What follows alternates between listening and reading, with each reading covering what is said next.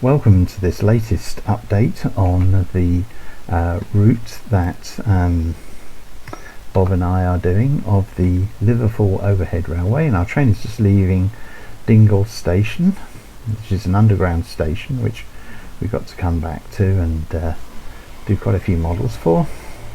So we'll just travel through the tunnel along towards the first station, which is at Herculaneum Dock.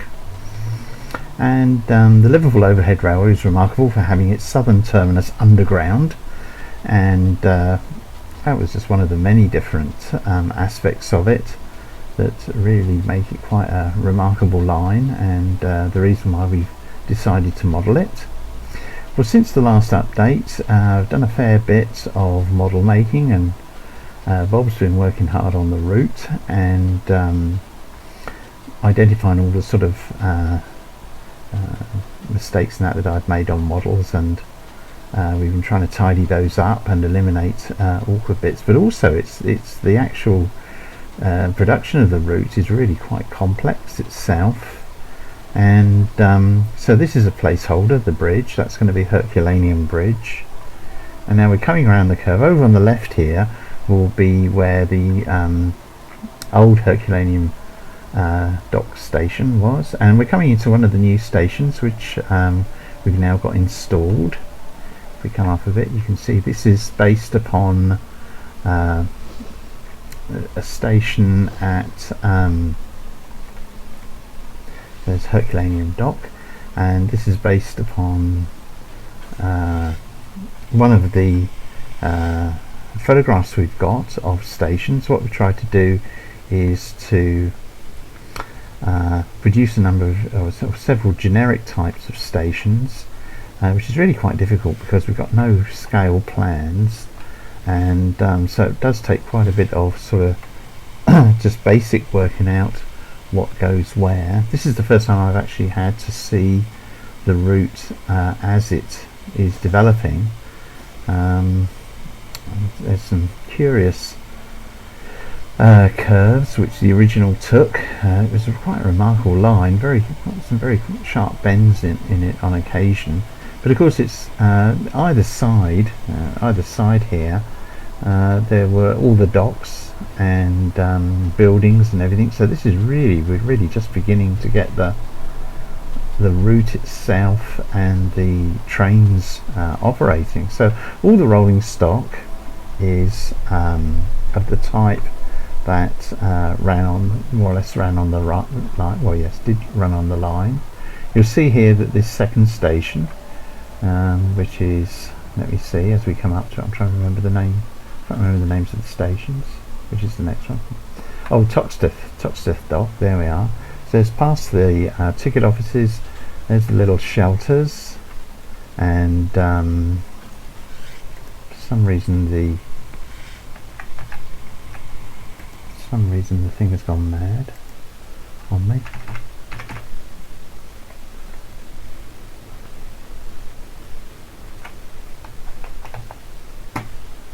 Why is it rotating? Oh, there we are. Well, that was new. I've never come across that before. I think my mouse probably needs a bit of a clean up. But anyway, there we are. That made that quite interesting. And we can follow the train through from Toxteth Dock. The viaduct now, I think we've just about got the viaduct sorted, and we've certainly got the rolling stock sorted. This is actually of two different types. You can see here that we've got two different motor cars, the third class motor cars. They've got vents along the top of the windows. The trailer doesn't. There is a version of the trailer with vents, but they're just rostered in this way for this particular demonstration. And you can see this is number 43 on the front there, and what's on there? Number 40. The two put together. The cab view at the moment is largely in invention based upon the look of other electric powered multiple units of the late 19th century, early 20th century. Since doing that, we've managed to track down some video and I've got a fleeting glimpse of the actual controls inside the cab. So we'll definitely change over the cab view. I'll show you the cab view at the moment that we have. Oh, no, I haven't got control. Where are we? Cab interior view. There we are. So if we look other way, if we look down here, these are just notional. These controls inside the cab. So I've got to change those for ones that are more representative. It was even simpler controls as far as I can see from the still photograph that we've got. These look very much like tram controls, which is basically what I based it on. So now the thing to do would be to change it over to something that looks more like the controls in the video.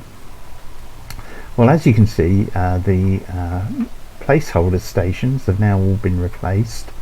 Bob has replaced them all with each of them with one of the two sort of generic station types that are made so far for the Liverpool Overhead Railway, and they're all pretty much they were all pretty similar.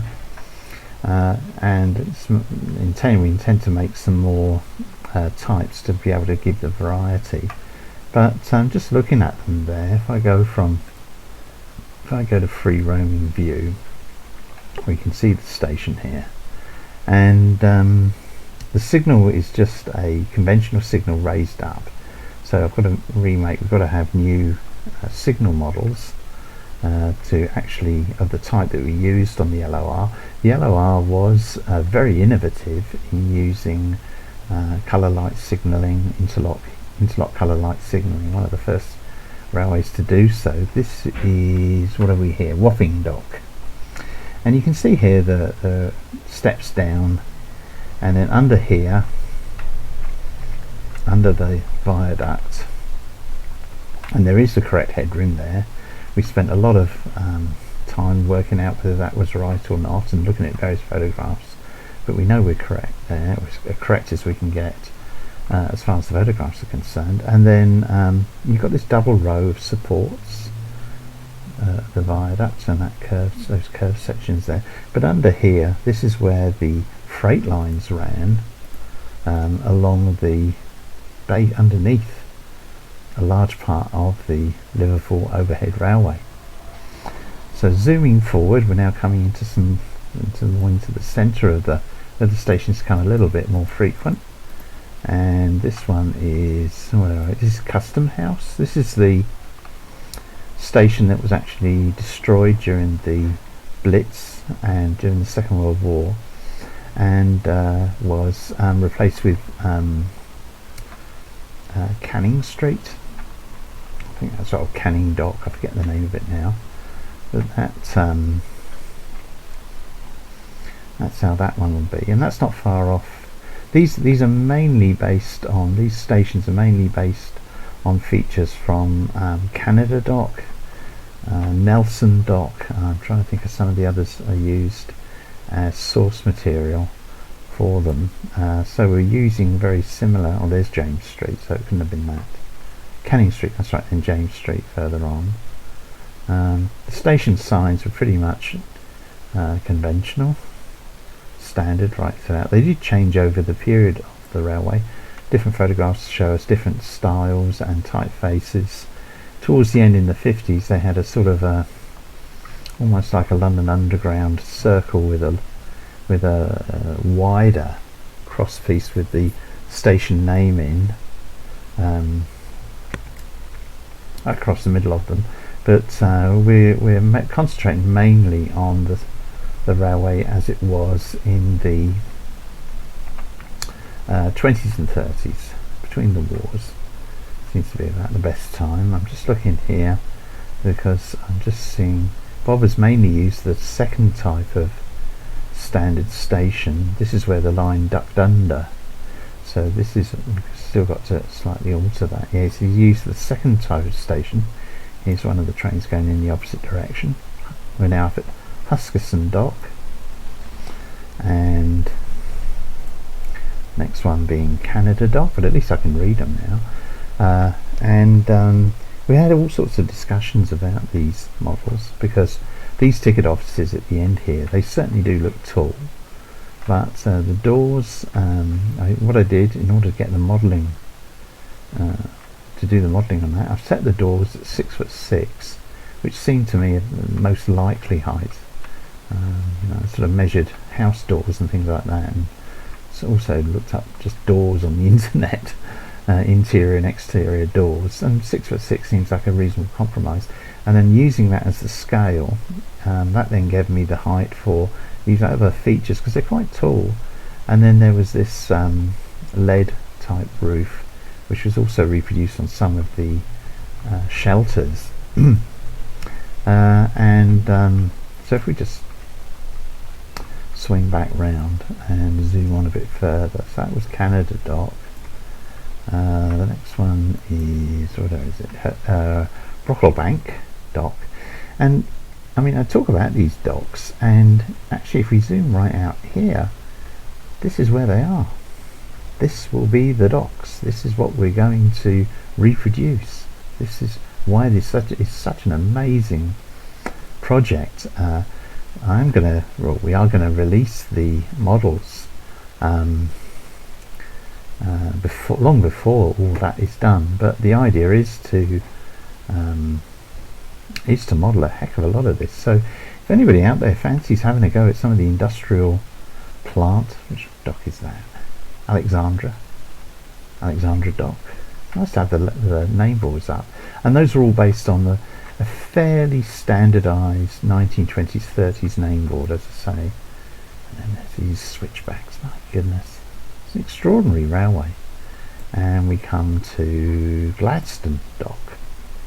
Really pleased they've got the names. And there's tight curve around, which brings us into the only one that we've not been able to, the other one that we've not been able to replace so far, which is Seaforth Sands. And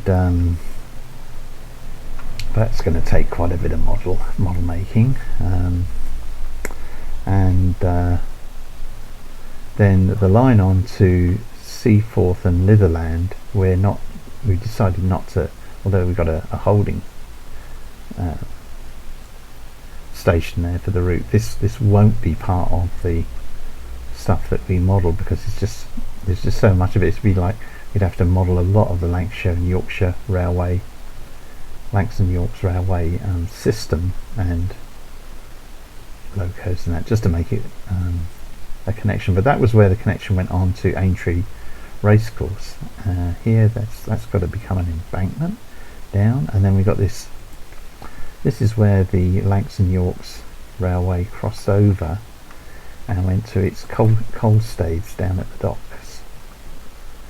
So where are we? See which station we're in at the moment.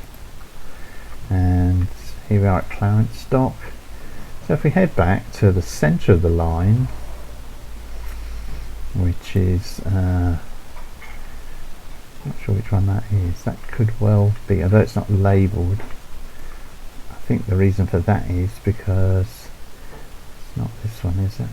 Let me have a look. No, here's Pierhead Station, so it's the one just north of Pier Head. Well, Pier Head, this is although it's one of the models for the railway, it's a holding model effectively, because Pierhead Station is quite remarkably different. And what I'm going to do now is I'm just going to minimise this, and I'm going to bring up Gmax, which is the program I use to make models. Just wait for it to load fully. There we are. And here's Pier Head under construction. So I'd like to show you this because it's quite an extraordinary station, and it's taken a lot of effort to get this far, because getting the geometry right just from a series of photographs is really quite difficult. But there we are. That's going to be Pierhead Station. You can see this is the ticket office, the steps down each side, double steps, and these lovely covered steps, which I think are really very elegant. And that will be the same on the other side. These are the platforms. I've got quite a bit of it, or some of it hidden here. So if I just unhide the lot, you can see here in Gmax, very much work in progress. So this is the track bed, which is this extraordinary semicircular base, pattern base, and unlike in the model on trains there, these uprights are slightly different. They've got this semicircular girder piece across, and the bases are slightly different. And here I've still got to bring in a couple of supports. You can see here's one of our figures. Just to he's set at about I think he's just under 6 foot, just to give a scale for what's going on there. And the thing about Pier Head is that it was quite a remarkable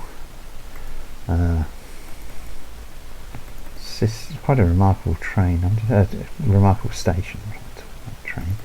Liverpool Overhead. Here we are, station photos, and I'm just going to show this one, which found online. Let's just have a quick look at this. Wait for it to load up. There we are. There's the Pierhead Station. Pierhead Station. So this is the part which I've modelled already. There's that support for that to go in, and in here will be a newsagents, which was quite a feature, and there's other things happening underneath as well. I'm not sure if I'll be able to do all of those, but it's this business here along the platforms. If we go back to here and we see a photograph again I found online of Pierhead Station, this is it covered over completely with these. This is quite a late view with these windows already closed in. Here's Pierhead, an interior shot in later days with the refurbished rolling stock, and here's underneath. So you can see the sort of photographs we've used in order to recreate the atmosphere. Some of them are very good, some are just hinting at what was there, but all giving us valuable information. And it's these end pieces here, and then if I go back to the first photograph, all along here, this is in the 50s, because of these windows have been blanked out, and you've got the Guinness signs up and there's scaffolding up, presumably to keep it propped up or to repair it, because it was in a bad way by then. and also you can see there on the end there's been a bit of simplification there. So all those will be open, and they will surround the platform. These later images show the platform rather gloomy, but I don't think I've got any pictures which really show it in brighter, more sort of, opened up days. This is obviously much earlier. There we've got a range of, here the end windows. So it's going to be quite a remarkable, that's it when it's being pulled down. That's in a wonderful book called Railway Wonders of the World, which I have. So all this is going to be recreated. And there we are, just to give us a bit more of a zoom in. And here's, found this online, these images. There we are, just, and this bridge here, all part of it, got to be modelled. So all in all, quite a, and that's Prince's Dock Station, as you can see there. So just going back to our session, let's get back into Chase View if we can, or maybe the session's come to an end. Where are we? Chase View.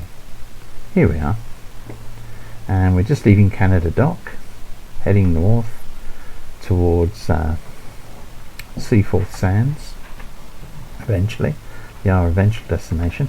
But you can see here how really we had captured the atmosphere of the Liverpool Overhead. So there's a lot of industry, a lot of buildings to come in, but nevertheless I think a very successful project moving on.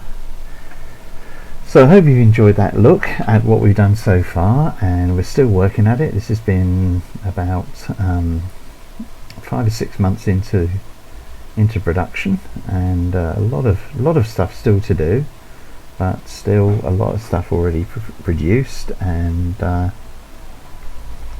fascinating, absolutely fascinating model. I've never come across a railway quite like this. Quite amazing, and very enjoyable making the models. And I know Bob is enjoying making the route and sessions and all the rest of it, and planning out all the immense amount of stuff that we've got to do still to come.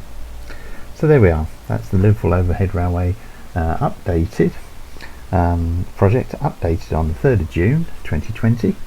So I hope you enjoyed the video, and if you have, please subscribe if you haven't already done so. Please give me a thumbs up, and if you want more information about when the first release will be, or just keep watching out for the next video, which will announce when models will be available for you to download. But as you can see, this is the range of models so far, so it's far from being a finished project. It's still very much in process, and I make the appeal again, if you would like to help by making models of buildings that went along the Liverpool waterfront, ships, cranes, warehouses, what else were there, the customs house itself, some of those remarkable buildings, the Three Graces like the Liver building and so on, then please do get in touch, and we'll be very pleased to hear from you. There we are, the Liverpool Overhead Railway, the latest update on where we are on the project.